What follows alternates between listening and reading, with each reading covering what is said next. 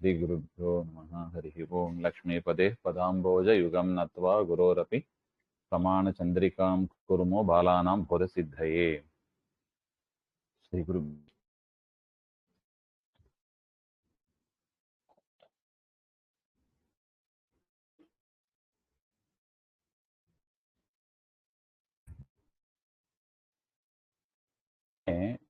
कामादपि अनएव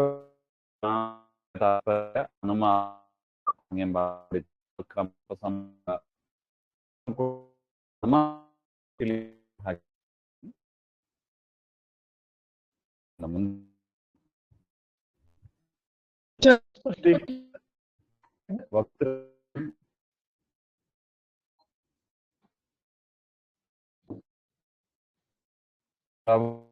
परम परम ऐति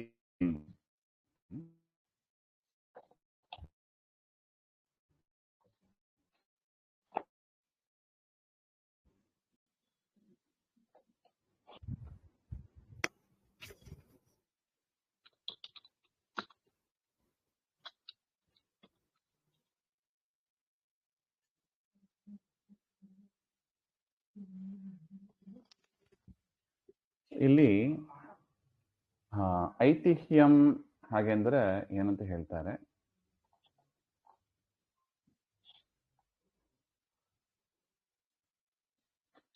ಐತಿಹ್ಯ ಅನ್ನೋ ಶಬ್ದದ ರೂಪ ಹೇಗೆ ಗುರುಗಳೇ?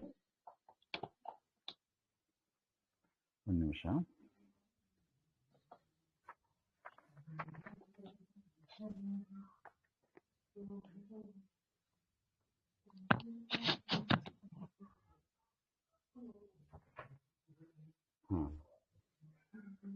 ಪ್ರವಾದ ಪಾರಂಪರ್ಯಂ ಐದಿಹ್ಯಂ ಅನಿರ್ದಿಷ್ಟ ವಕ್ತೃಕಂ.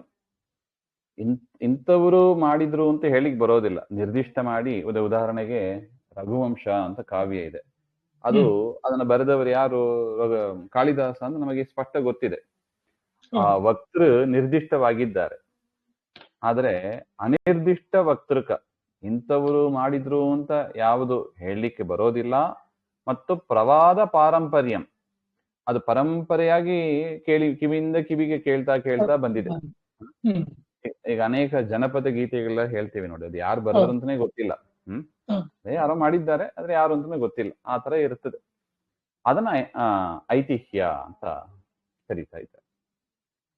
ಆ ಶಬ್ದದಲ್ಲಿ ಇತಿ ಅಂತ ಏನಾದ್ರು ಇದೆಯಾ?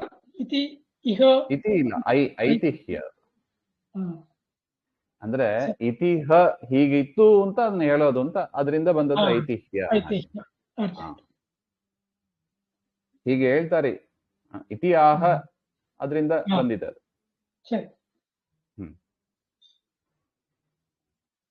ಉದಾಹರಣೆ ನೋಡಿ, ಯಥಾ ಅತ್ರ ವಟೆ ಪಿಶಾಚಃ ಅಸ್ತಿ ಇತಿ ವಾಕ್ಯಂ. ಈ ಮರದಲ್ಲಿ ಪಿಶಾಚಿ ಇದೆ ಅಂತ ಯಾರೋ ಹೇಳ್ತಾರೆ.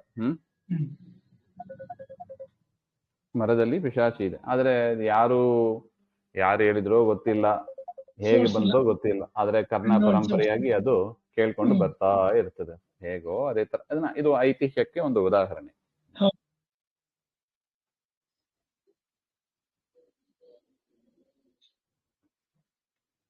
ತತ್ ಆಗಮಃ ಏವ.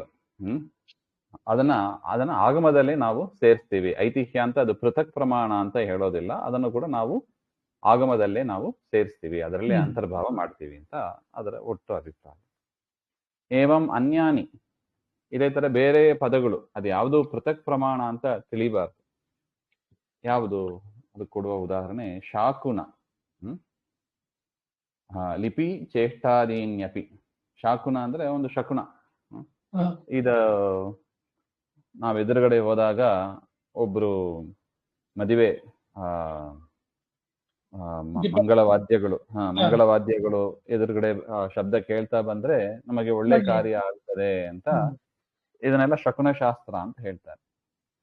ಇದೆಲ್ಲವೂ ಕೂಡ ಏನ್ ಮಾಡೋದು, ಇದೆಲ್ಲವನ್ನು ಕೂಡ ಪ್ರತ್ಯಕ್ಷವೋ ಅನುಮಾನವೋ ಆಗಮದಲ್ಲೋ ನಾವು ಅದನ್ನ ಸೇರಿಸ್ತೀವಿ ಅಂತ ಹೊರತು, ಇದೆಲ್ಲ ನೋಡಿ ಇವ್ರು ಎದುರುಗಡೆ ಬಂದ್ರು, ಇದೇನು ಪ್ರತ್ಯಕ್ಷನೋ ಇದು ಆಗಮನೋ, ಹಾಗೆ ಇದನ್ನ ಪೃಥಕ್, ಇದು ಯಾವುದು ಇಲ್ಲ ಅದನ್ನ ಪೃಥಕ್ ಪ್ರಮಾಣ ಮಾಡ್ತೀವಿ ಅಂತ ಇಲ್ಲಿ ಹೇಳಿಕ್ ಬರೋದಿಲ್ಲ.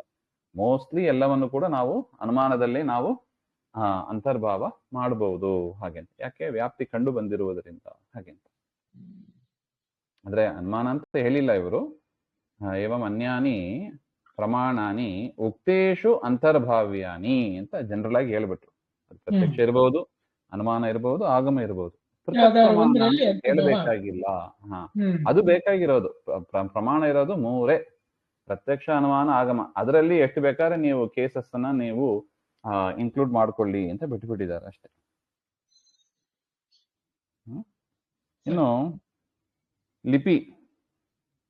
ಲಿಪಿ ಅಂದ್ರೆ ಬರೆಯೋದು. ಈಗ ಉದಾಹರಣೆಗೆ ನಾ ಅಂತ ಬರಿತೀನಿ. ಅಂತ ಬರಿತೀನಿ. ಇದು ಅಂತ ನನಗೆ ಏನ್ ಗೊತ್ತಾಯ್ತು?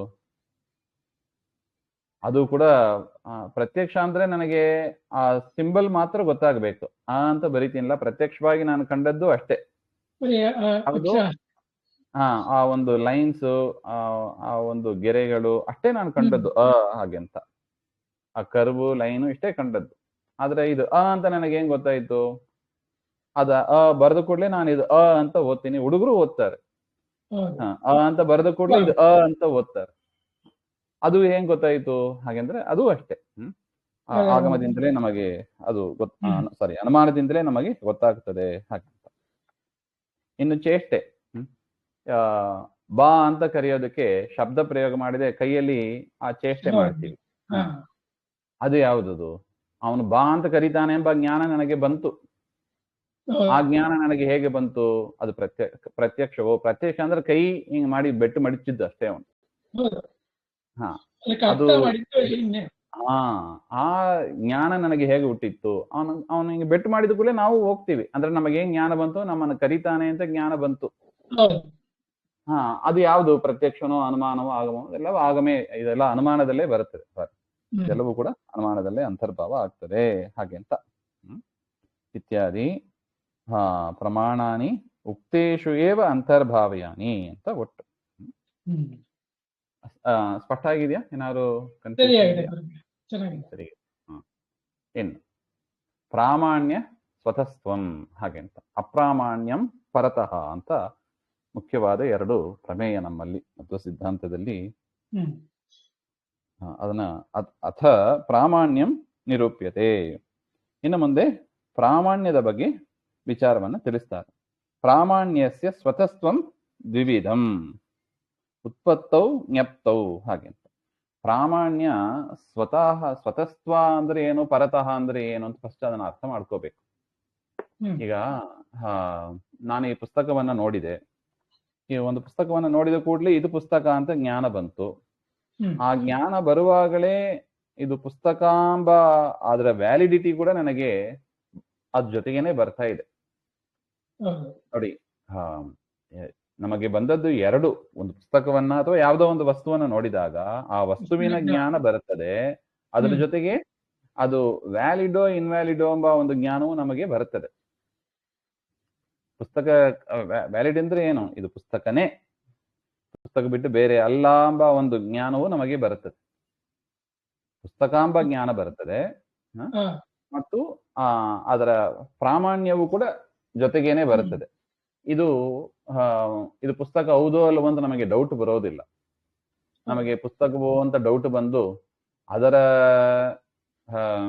ವ್ಯಾಲಿಡಿಟಿಗಾಗಿ ಇನ್ನೊಂದು ಜ್ಞಾನವನ್ನು ನಾವು ಹುಡ್ಕೊಂಡು ಹೋಗ್ತಾ ಹೋದ್ರೆ ಅನವಸ್ಥ ಅಂತ ದೋಷ ಬರುತ್ತದೆ.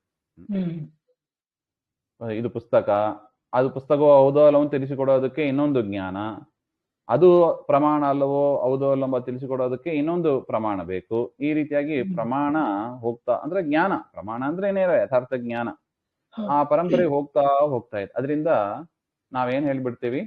ಪ್ರಾಮಾಣ್ಯ ಅದು ಸ್ವತಃ ಅಂತ ಹೇಳ್ತಾರೆ.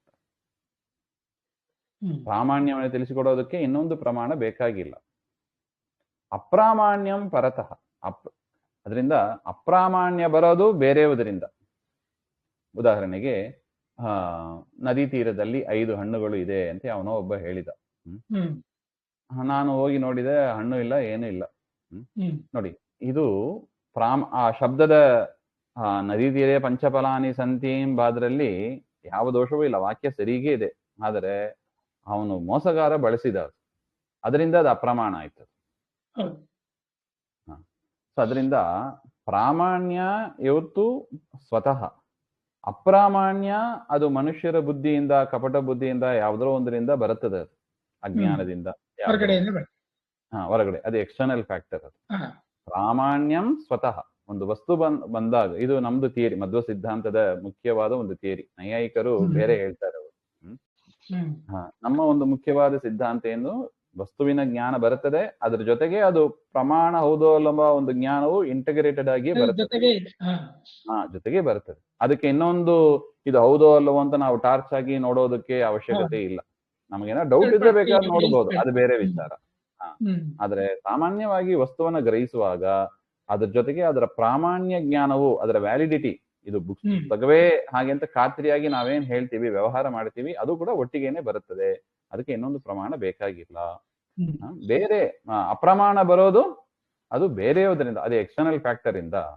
ಉದಾಹರಣೆಗೆ ಹೇಳುವ ವ್ಯಕ್ತಿಯಲ್ಲಿ ಇರುವ ಕಪಟ ಬುದ್ಧಿ, ಅಜ್ಞಾನ ಇತ್ಯಾದಿಗಳಿಂದ ಅಪ್ರಮಾಣವಾದ ವಾಕ್ಯಗಳು, ಜ್ಞಾನವು ನಮಗೆ ಬರುತ್ತದೆ. ಹಾಗೆ ಇದು ಒಟ್ಟು ಬ್ರಾಡ್ ಕ್ಲಾಸಿಫಿಕೇಶನ್. ಇದು ಪ್ರಮಾಣ, ಪ್ರಾಮಾಣ್ಯ ಸ್ವತಸ್ತ್ವ, ಅಪ್ರಾಮಾಣ್ಯಂ ಪರತತ್ವ, ಹಾಗೆ ಅಂತ. ಇದರದ್ದು ಇನ್ನು ಮತ್ತೆ ವಿಚಾರ ಮಾಡೋಣ. ಶ್ರೀ ದ್ವೇಷಾತ್ಮ ಶ್ರೀ ಹರೇ ನಮಃ. ರಾಮ ರಾಮ.